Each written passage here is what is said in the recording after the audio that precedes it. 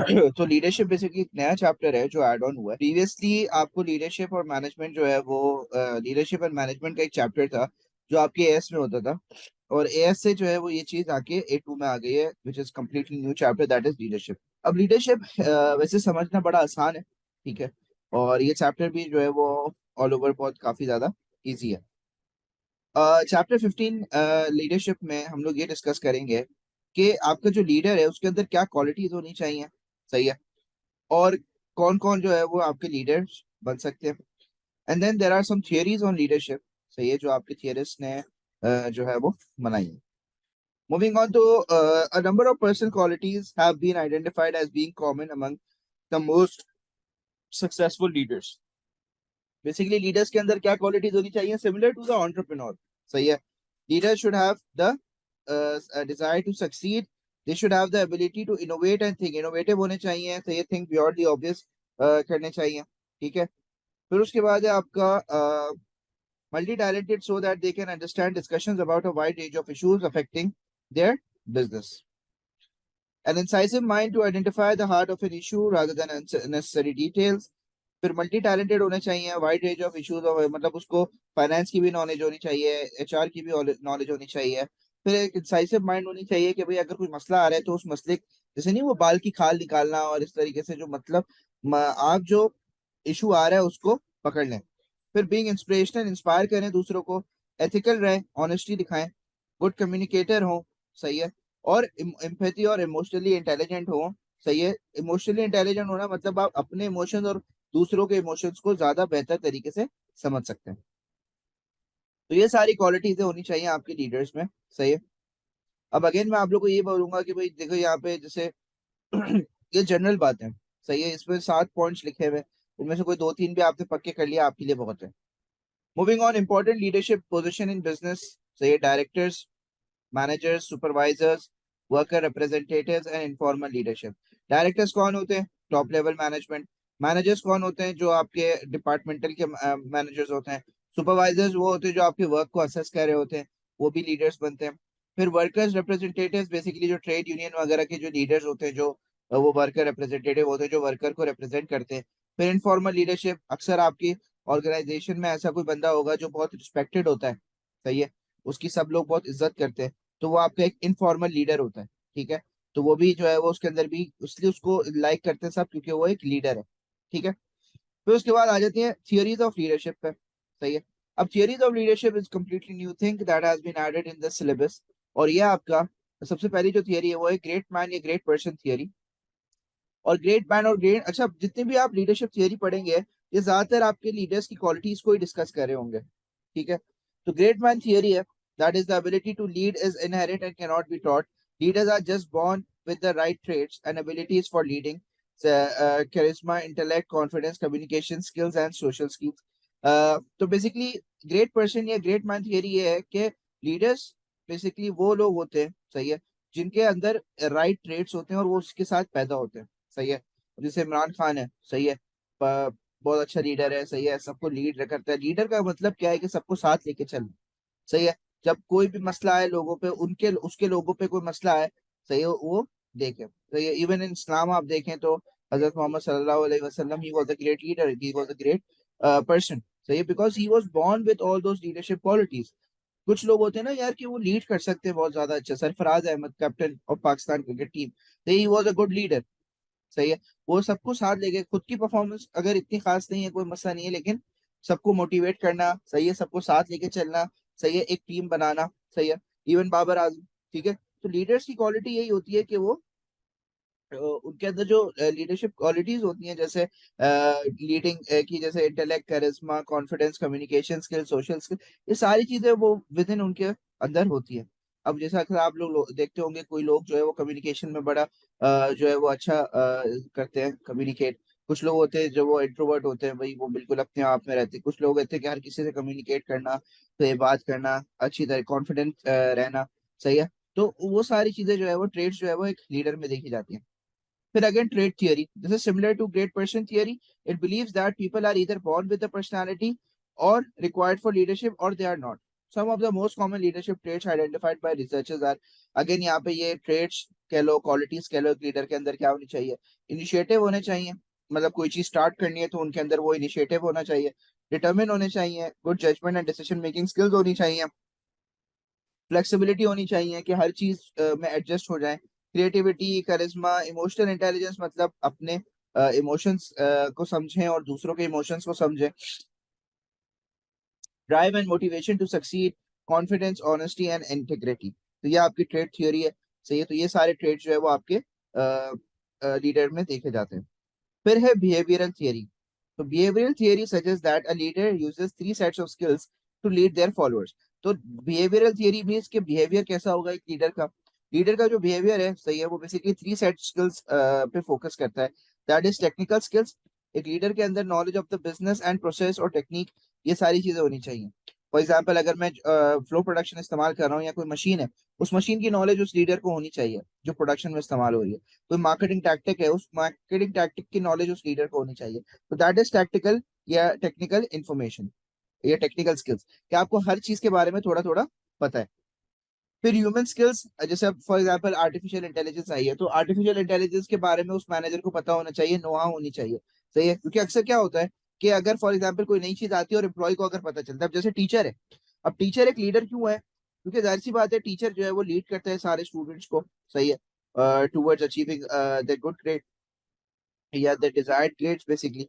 तो उसके अंदर जो है वो लीडर के अंदर एक बिहेवियरल ट्रेट भी होता है, टेक्निकल स्किल्स उसके अंदर होनी चाहिए। दैट मीन्स कि he should know about the world, सही है। क्योंकि अगर स्टूडेंट कभी कोई सवाल करता है आके, और टीचर को अगर वो शायद ना पता हो, सही है, या टीचर जो है वो उसमें महारत हासिल नहीं रखता हो, तो जाहिर सी बात है थोड़ा सा एक स्टूडेंट को वो होता है डाउट कि यार टीचर जो है वो मुझे मतलब मेरे सवाल के जवाब नहीं दे रहा है या कुछ ऐसा, इस तरीके का कुछ एक इंप्रेशन क्रिएट हो जाता है। तो वो इंप्रेशन जो है वो अच्छी बात नहीं है। तो एक मैनेजर, एक गुड लीडर के अंदर जो है वो टेक्निकल स्किल्स होनी चाहिए। फिर ह्यूमन स्किल्स होनी चाहिए, that they should be able to interact with people. ये सिंपल है कि आपका इंटरेक्शन अच्छा होना चाहिए। And then conceptual skills, ability to create a new idea और solve a problem. Conceptual skills होनी चाहिए कि कोई प्रॉब्लम आए उसको सॉल्व करें और कोई नए आइडियाज जो है वो जनरेट करें। फिर है कंटिजेंसी थियरी, ये भी एक आपकी लीडरशिप की थ्योरी है।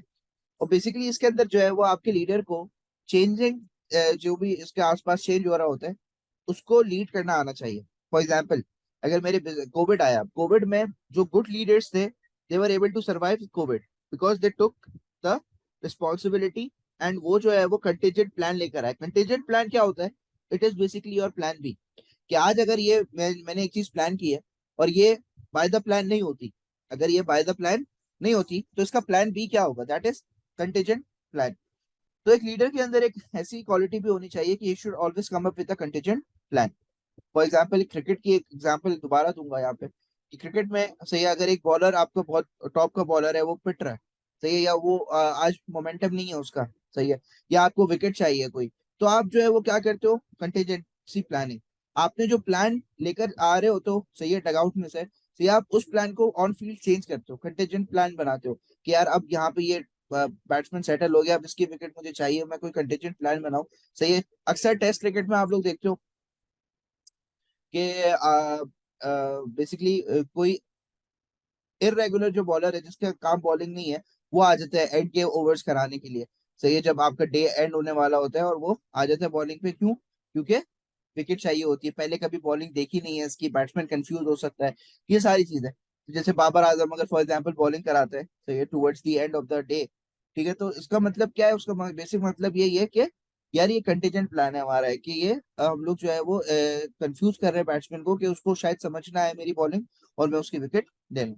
So changing situation that create a need for a different approach to leadership include level of experience। अच्छा, अब ये जो changing situation है, इस पे आप लीडर जो है वो कैसे इसको बेहतर तरीके से कर सकते हैं परफॉर्म, कि अगर चेंजेस आ रहा है तो उसके साथ साथ कंटीजेंसी प्लानिंग कैसे ज्यादा इफेक्टिव कब होगी? जब आपका लीडर एक्सपीरियंस्ड होगा, वो पहले भी उन सिचुएशन से गुजरा हुआ होगा, तो he knows how to deal with it.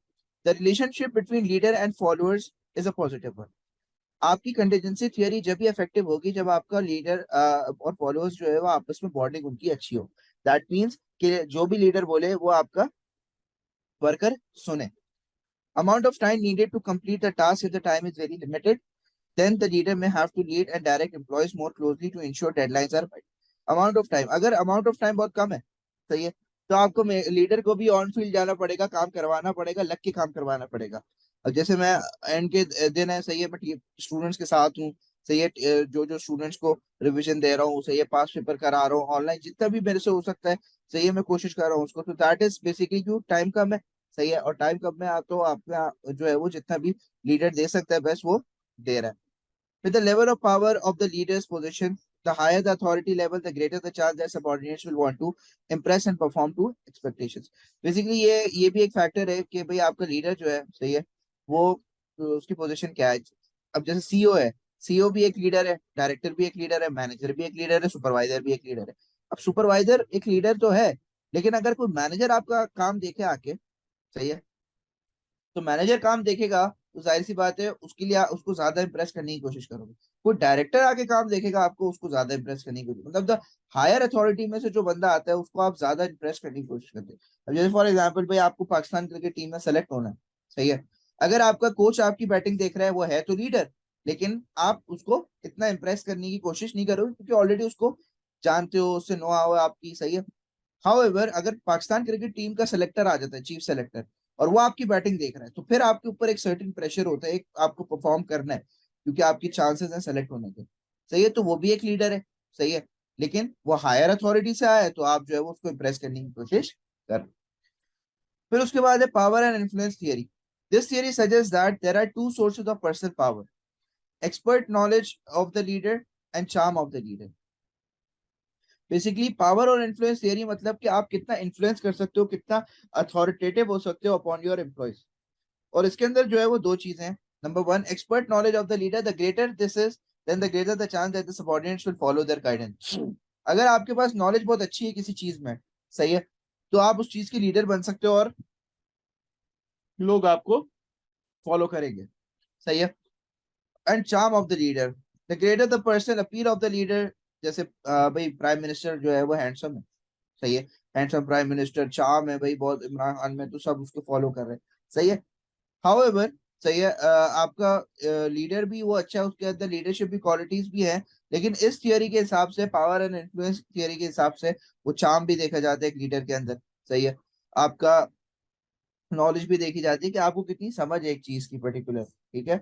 तो ये दो चीजें जो है वो पावर और इन्फ्लुएंस पे, जितनी ज्यादा नॉलेज उतना ज्यादा इन्फ्लुएंस, जितनी ज्यादा और पावर, और जितना ज्यादा आपका चार्म होगा उतना ज्यादा आपका इन्फ्लुएंस और पावर होगी। जैसे शाहरुख खान है फॉर एग्जाम्पल, अब शाहरुख खान ग्रेट लीडर, सही है, लोगों को मोटिवेट करता है, सही है, उसका चार्म भी है बहुत ज्यादा, ये सबकी रिस्पेक्ट करता है, मतलब आप उससे मिलोगे तो आपको लगेगा कि यार मतलब ये इतना बड़ा बंदा जो है वो मेरी ही तारीफें कर रहा है, सही है। तो इस तरीके से, खैर मैं नहीं मिला कभी, सही है, लेकिन जो लोग बाग कहते हैं उसके बारे में, सही है, तो बेसिकली वो क्या है, चार्म ऑफ द लीडर, ठीक है। तो इस तरीके से वो इन्फ्लुएंस भी कर सकता है फिर लोगों को, ठीक है। फिर उसके बाद है ट्रांसफॉर्मेशनल लीडरशिप। अब ट्रांसफॉर्मेशनल लीडरशिप का मतलब क्या होता है कि जब कोई चीज चेंज हो रही होती है ऑर्गेनाइजेशन के अंदर, तब एक लीडर को जो है वो ट्रांसफॉर्मेशन लीडरशिप अपनानी चाहिए। दैट इज कि जो चेंज आ रहा है, सही है, जो ट्रांसफॉर्मेशन आ रही है, बेसिकली उसको कंट्रोल करे। By concentrating on the needs of employees, the transformational leader demonstrates the importance of charisma in influencing subordinates, inspiring workers towards achieving the leader's vision. जो चेंज आ रहा है उसको अचीव करना है, तो उसके लिए क्या करना चाहिए, इन्फ्लुएंस करे सबऑर्डिनेट्स को, इंस्पायर करे, स्टिमुलेट करे वर्किंग एनवायरनमेंट को, सही है, जो जो नए चैलेंजेस फेस कर रहे हैं एम्प्लॉयज, उसको मेक श्योर करे कि वो एम्प्लॉयज जो है वो उसमें लैक नहीं कर रहे हो, उनको ट्रेनिंग दे प्रॉपर, ताकि वो उसको अचीव कर सके। And understanding individual needs, individual level पे जाके हर एक मेंबर के बारे में जान के, उसकी नीड्स को जान के उसको सेटिस्फाई करने की कोशिश करें। तो that is simply your transformational leadership. तो ये आपकी सारी थियोरीज है, सही है। अब पहली बार ये चीज आई है पेपर के अंदर, सही है, तो मैं आप लोग को यही मशवरा दूंगा कि इसके बारे में आप लोग को नो हाउ होनी चाहिए एक थ्योरी के बारे में कि क्या है ये।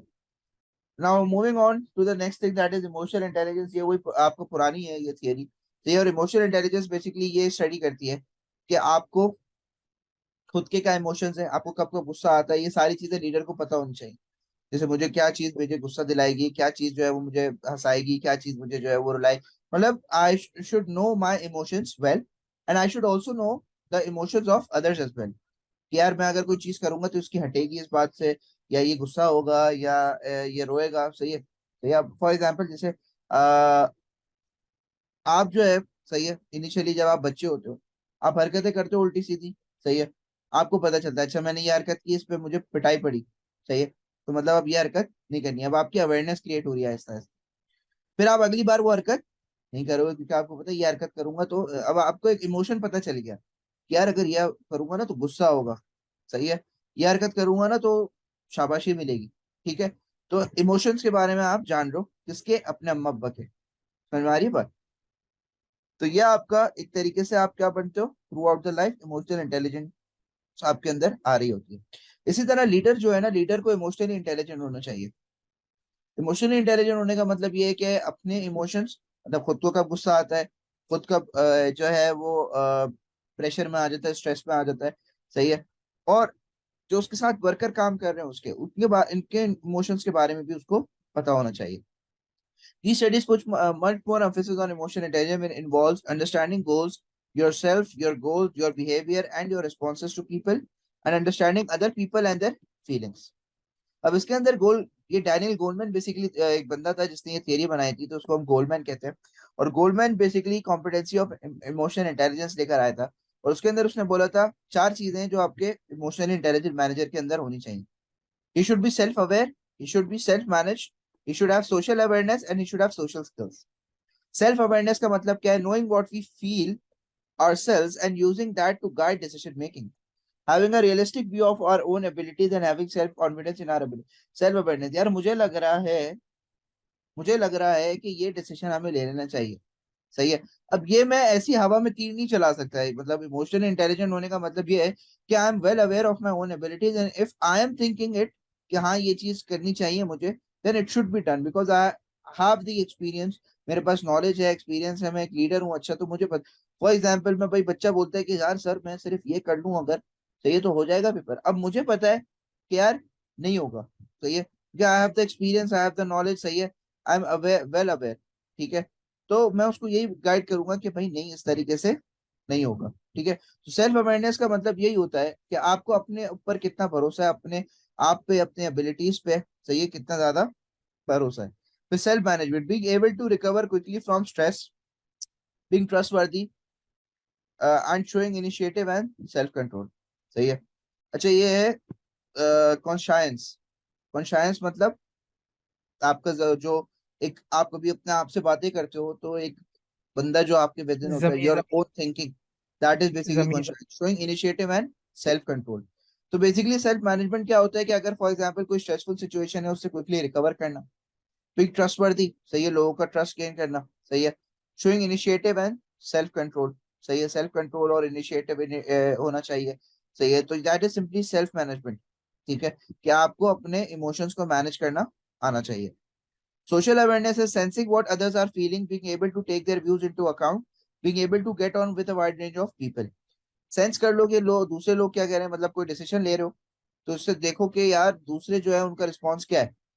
फिर उसके बाद है being able to take their views into account, उनके व्यूज को अकाउंट, मतलब इस सेंस में कि कोई भी डिसीजन ले रहे हो तो देखो, सोचो कि वो लोग क्या सोचेंगे इस बारे में, सही है, आपके वर्कर्स क्या सोचेंगे इस बारे में, वर्कर्स जो है वो इसके साथ गेट अलोंग होंगे डिसीजन के साथ या नहीं होंगे। फॉर एग्जाम्पल मैं लेता हूँ मैं कि भाई मशीनरी लेकर आते नहीं ऑर्गेनाइजेशन के अंदर, अब ये मेरा डिसीजन है तो इससे एम्प्लॉयज का क्या व्यू होगा, एम्प्लॉयज क्या सोचेंगे। एम्प्लॉय जाहिर सी बात है वो सोचेंगे यार मेरी नौकरी जो है वो खतरे में है, ये है वो है। और मैं उनको कॉन्फिडेंस में लेने के लिए क्या बोलूंगा, आप लोग टेंशन नहीं लें, आप लोग की नौकरी खतरे में नहीं है। तो ये जब बोल दूंगा मैं तो फिर वो रिलैक्स हो जाएंगे। तो that is simply social awareness, कि मैंने एक डिसीजन लिया कि हाँ भी हम लोग जो है वो मशीनें लेकर आ रहे हैं, तो उसकी वजह से एक टेंशन, एक जो है वो इमोशंस में क्रिएट हो गई कि यार अब लोगों को लग रहा है कि उनकी जॉब चली जाएगी। हाउएवर मैंने उनको ये बोला कि यार आप लोग टेंशन नहीं लेके, आप लोग उनको रियोश्योर कराया बेसिक। सो ये मुझे कैसे, मैंने रियोश्योर क्यों कराया, मैं बोलता नहीं, नहीं बताता उनको, तो वो टेंशन में रहते हैं। मैंने वो सेंस कर लिया as being a leader of the workers कि यार ये लोग अब टेंशन में आ गए, तो उस टेंशन को रिलीज करने के लिए मैंने जो है वो ये जुमला बोल दिया। So that is known as social awareness. समझ में आ रही बात? Then social skills. Handling emotions in relationship well, accurately understanding different social situations, using social skills to persuade, negotiate and lead.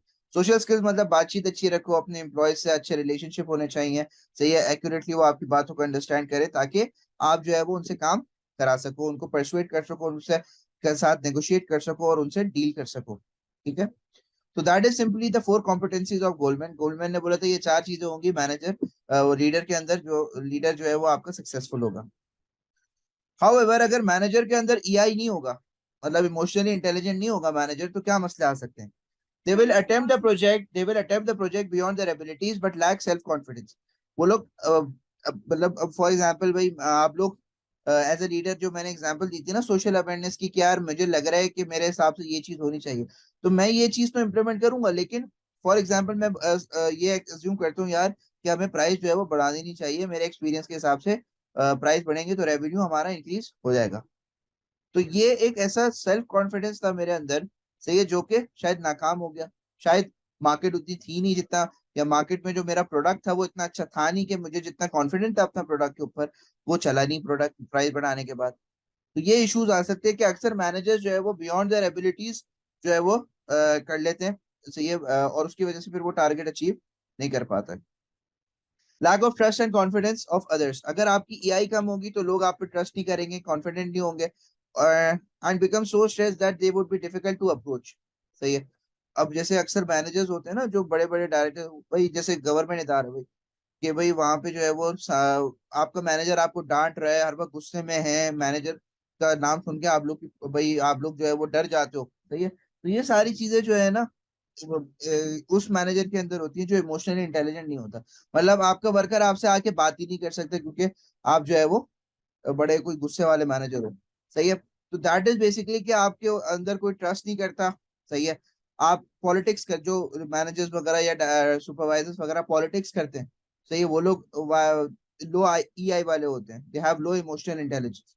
सही है, क्यों? क्योंकि वो एक बात की उधर तो कोई आप पे ट्रस्ट नहीं करता, सही है, इधर की उधर लगाने में वो माहिर होते हैं। फिर fail to take views of others into account when taking decisions. सही है, दूसरों से नहीं पूछते आप डिसीजन लेते हुए। सही है, कि भाई ये डिसीजन लेना चाहिए या नहीं लेनी चाहिए। And then they performs poorly in social situations, finding it difficult to talk and negotiate with others and lacking the ability to build a team. Team building lack होता है। सही है, they are not able to talk and convince others, सही है, to do a job. सही है, and they are basically social situations जैसे कि मीटिंग्स वगैरह जो होती हैं, उसमें वो काफी पुअरली परफॉर्म करते हैं, उनकी बात कोई नहीं समझता या उनको बोलने का मौका नहीं देते। तो वो मैनेजर जिनकी ईआई कम होती है, तो उनके साथ ये सारे प्रॉब्लम्स होते हैं। So it is important that a manager should be highly emotional intelligent.